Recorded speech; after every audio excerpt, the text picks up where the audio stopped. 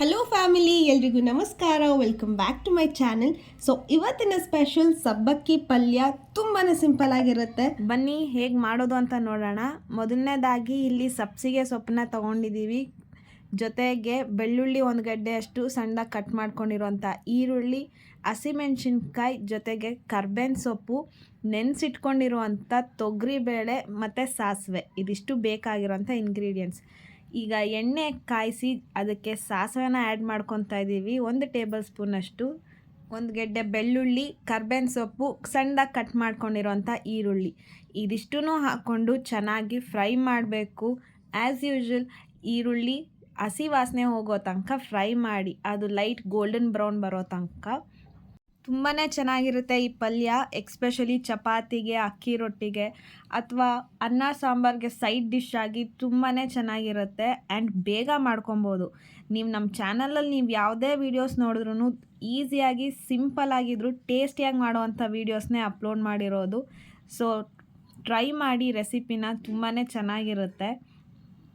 ನೋಡಿ, ಈಗ light golden brown colour ಬಂದಿದೆ ಈರುಳ್ಳಿ, ಸ್ವಲ್ಪ ಸಾಫ್ಟ್ ಆಗಿದೆ. ಸೊ ಈ ಟೈಮಲ್ಲಿ ಹಸಿಮೆಣ್ಸಿನ್ಕಾಯಿನ ಆ್ಯಡ್ ಮಾಡ್ಕೊತಾ ಇದ್ದೀವಿ. ನಿಮಗೆ ಖಾರ ಎಷ್ಟು ಬೇಕೋ ಅಷ್ಟು ನೋಡಿಕೊಂಡು ಹಸಿಮೆಣ್ಸಿನ್ಕಾಯಿನ ಆ್ಯಡ್ ಮಾಡ್ಕೊಳ್ಳಿ. ಒಂದು 2 ನಿಮಿಷ ಹಸಿಮೆಣ್ಸಿನ್ಕಾಯಿನ ಫ್ರೈ ಮಾಡಿ ಆದಮೇಲೆ ನೆನೆಸಿಟ್ಕೊಂಡಿರುವಂಥ ತೊಗರಿಬೇಳೆನ ಆ್ಯಡ್ ಮಾಡಿಕೊಂಡು ಫ್ರೈ ಮಾಡ್ಕೊಬೇಕಾಗುತ್ತೆ. ಈ ರೆಸಿಪಿ ಮಾಡೋಕ್ಕೆ ಒಂದು 15 ನಿಮಿಷ ಇದ್ದರೆ ಸಾಕು. ಚಪಾತಿಗೆ, ರೊಟ್ಟಿಗೆ ಸಖತ್ತಾಗಿರೋವಂಥ ಸೈಡ್ ಡಿಶ್ ರೆಡಿ ಆಗುತ್ತೆ. ಈ ರೀತಿ ಚೆನ್ನಾಗಿ ಫ್ರೈ ಮಾಡಿ ಆದಮೇಲೆ ಸಣ್ಣದಾಗಿ ಕಟ್ ಮಾಡ್ಕೊಂಡಿರೋಂಥ ಸಬ್ಸಿಗೆ ಸೊಪ್ಪನ್ನ ಆ್ಯಡ್ ಮಾಡ್ತಾಯಿದ್ದೀವಿ.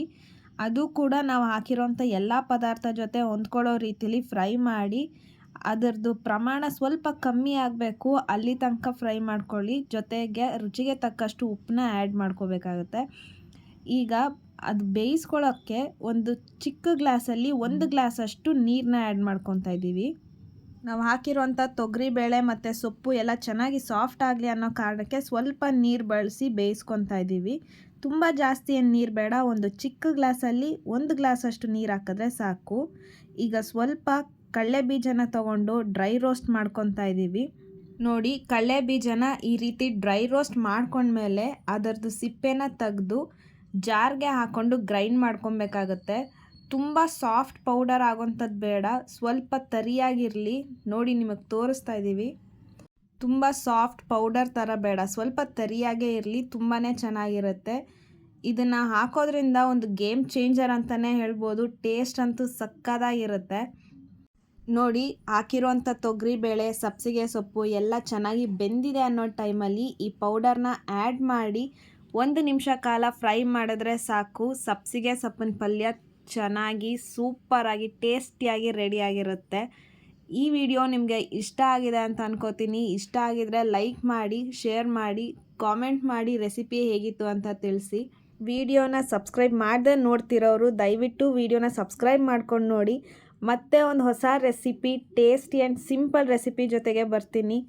Tata. Thank you for watching.